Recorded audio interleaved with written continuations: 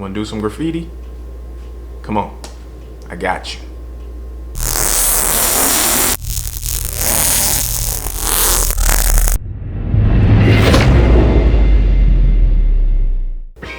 Hey, what's good, peoples? I want to thank you for coming back to the channel again. I am on a good weekly schedule so far, and I'm starting to get into the groove of this whole YouTube thing. So, for all the new people, all the people that have been rocking with me for a minute, I appreciate y'all. If you haven't, you know the deal. Subscribe, like, comment, heck, share the video too. And so, what I want to do here is just show you how I graffiti, how to graffiti in HO scale in particular. I gotta say that type of stuff for the YouTube algorithms or whatever that stuff that happens in the background. But again, this is just showing you how I do it. There's plenty other videos out there on people that do what I'm getting ready to show, but I feel like this would help somebody, hopefully. With all that said, let's just watch the video on how I graffiti in HO scale. All right, so what's going on, y'all? I get asked a lot, you know, what pens and markers and pencils and all that stuff I use. Right here, these are Microns and Copics that I use for lining and stuff. And then here's some pencils. Most of this stuff you can get from like Michael's or an art store. And here's some Sharpie markers. They're paint markers actually. And Molotow is another brand that I use. It's just basic stuff. Here, I wanted to show this real quick because these are those decals you get from online or any train shop or something like that, but they don't do what I want them to do.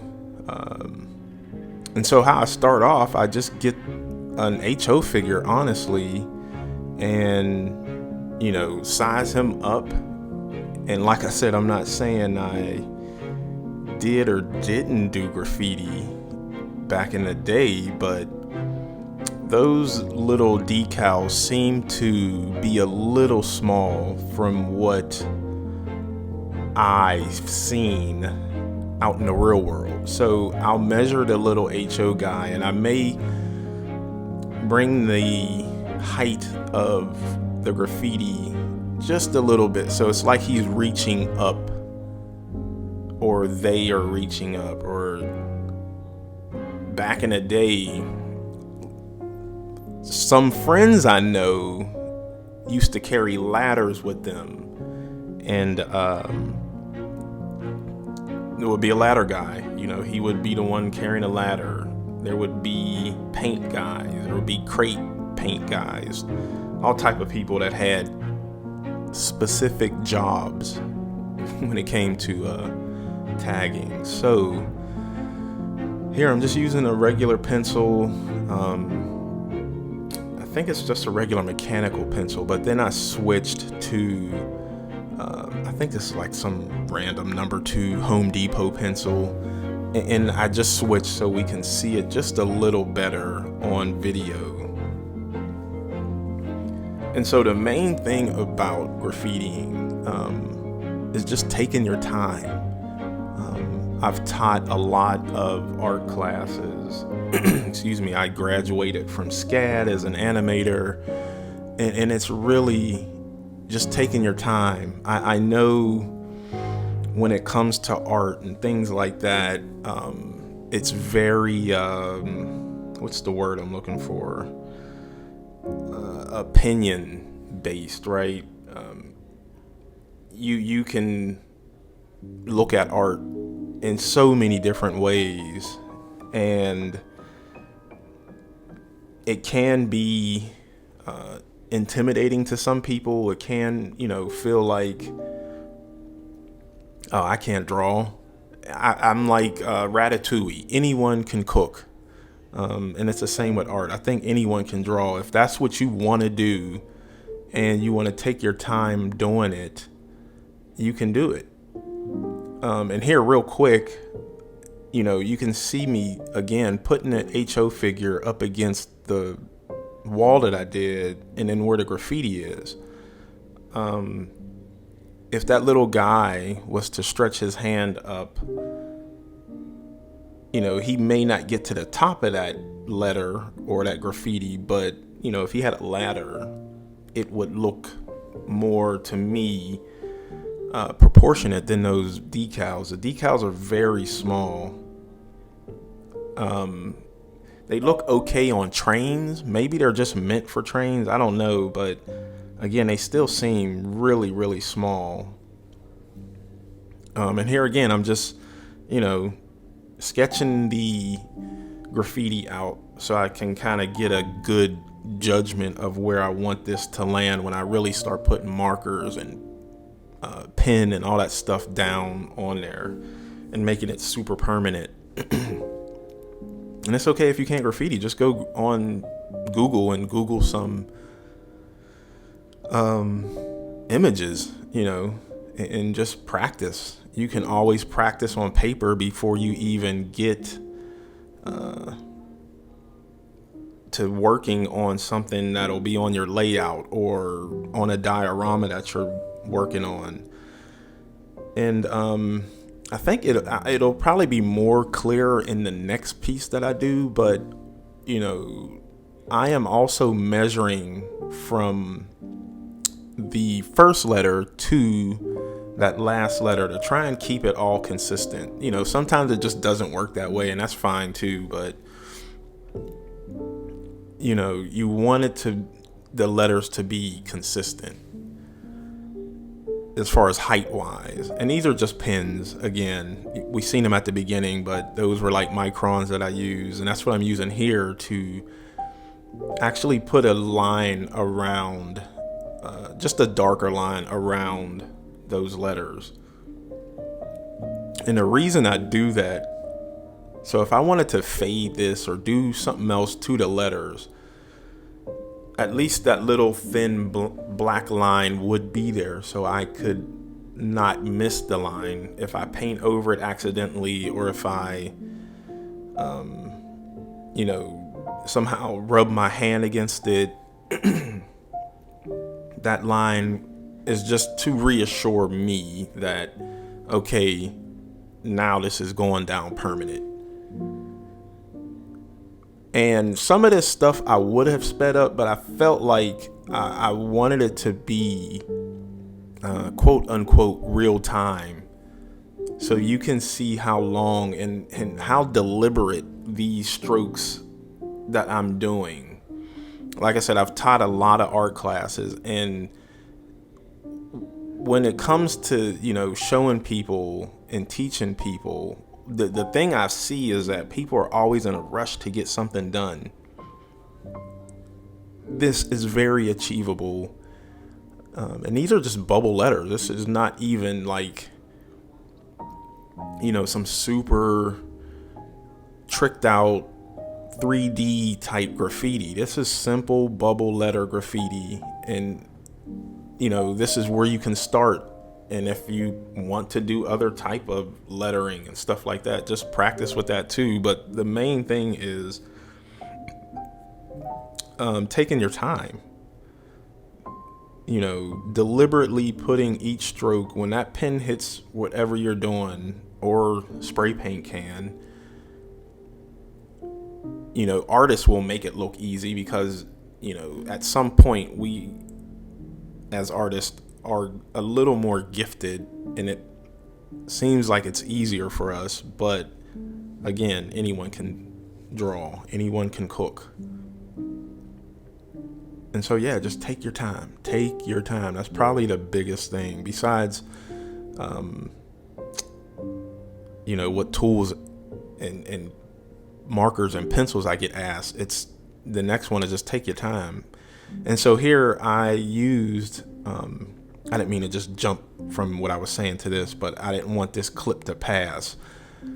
My camera battery ran out, so I had to swap that out, so it didn't get the up shot or the down shot of me actually coloring in the letters with the orange paint marker, but that's kind of what I'm doing there.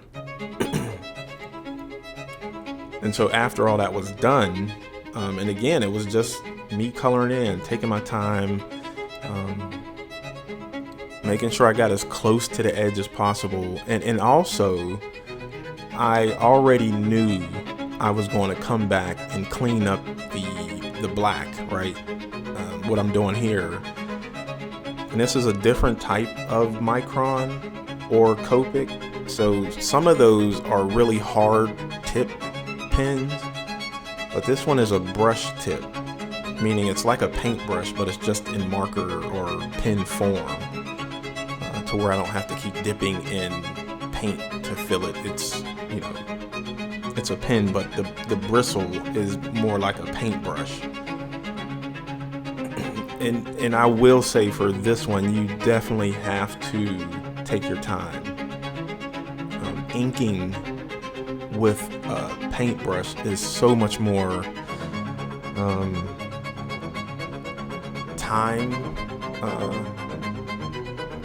I don't know the exact word. I know it, but I can't think of it. But it's just time consuming. Sorry, that's it. Versus just a regular pen. But that's what old comic book artists used to use back in the day, was paintbrushes to actually ink comic books. And it's such an old craft that has been lost, because, you know, you have digital stuff now. But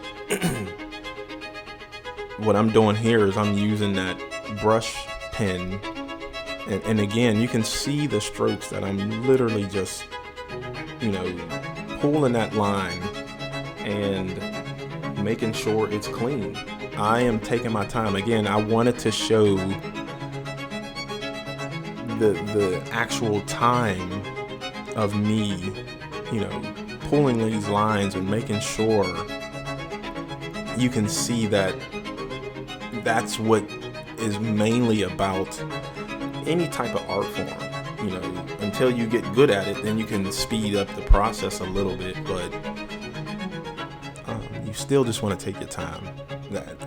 Again, that's probably what I'll stress mostly throughout this video. And yeah, don't be afraid to move the canvas around, you know, however you need to pull that clean line. I'm also a tattoo artist, and making sure my line work is clean is probably the biggest thing, you know, is how I get repeat clients and other clients and new clients, is because my line work is super clean.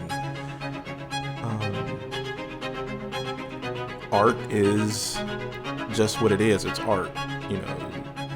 It's my opinion versus your opinion.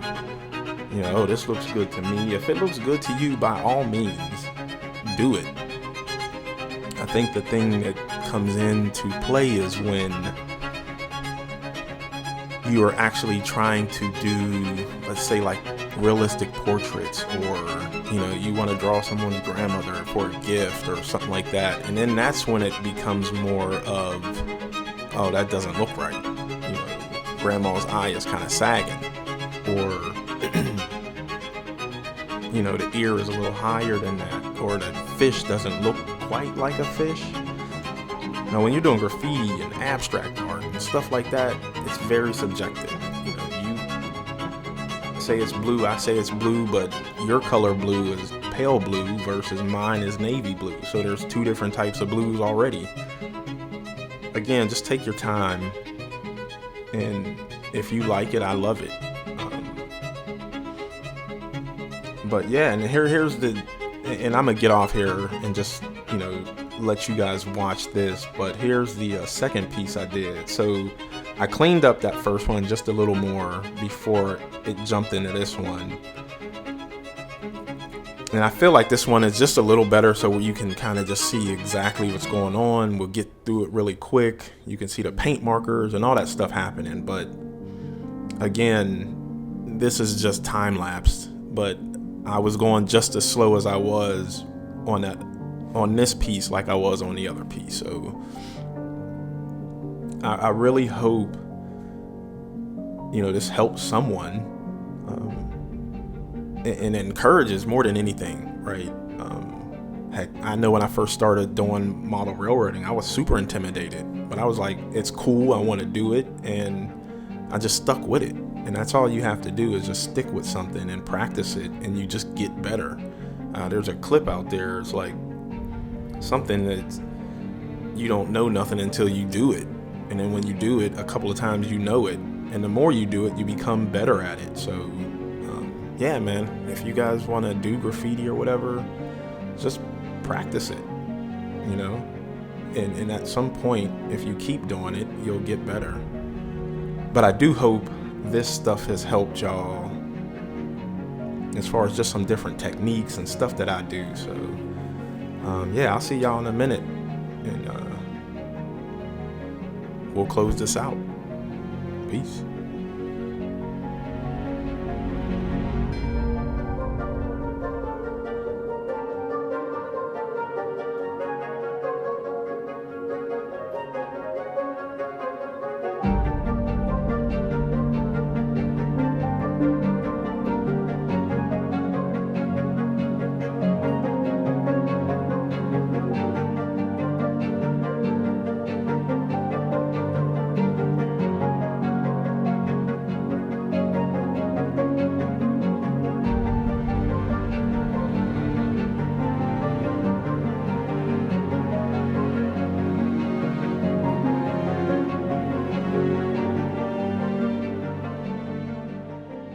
All right, y'all, so yeah, that was the video on how I do my graffiti. Again, there's many other videos out there, other ways to do graffiti.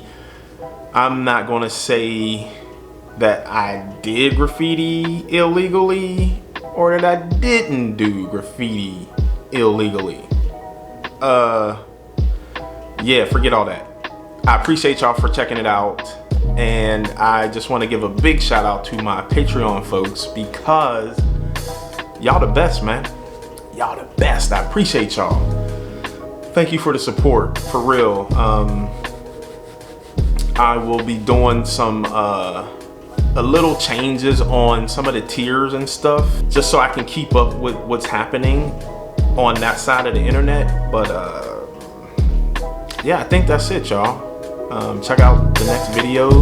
I'm gonna just let YouTube pick it, and I'll see y'all in the next one.